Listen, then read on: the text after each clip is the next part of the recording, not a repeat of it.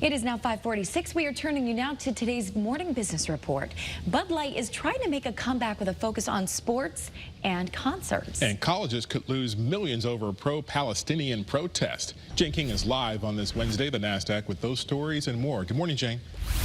Hi, Wendell, Nicole. Good morning. As college administrators continue to grapple with how to respond to pro-Palestinian demonstrations, and several institutions are reportedly facing pressure from powerful financial backers over what they see as insufficient condemnation of Hamas's attack on Israel.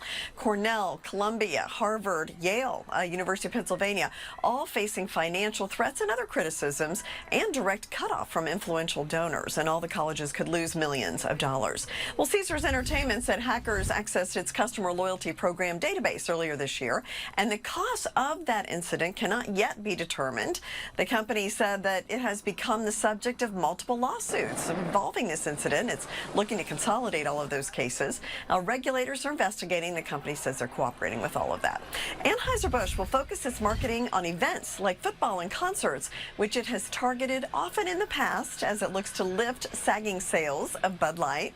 It's part of the company's strategy to avoid political backlash as declining Bud Light sales hit the bottom line.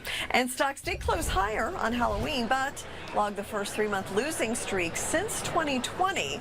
Now, today we're pointing down. We are waiting on the Federal Reserve decision on interest rates this afternoon. Historically, November is a strong month for stocks, so we'll see. Live from the NASDAQ market site, I'm Jane King. Back to you.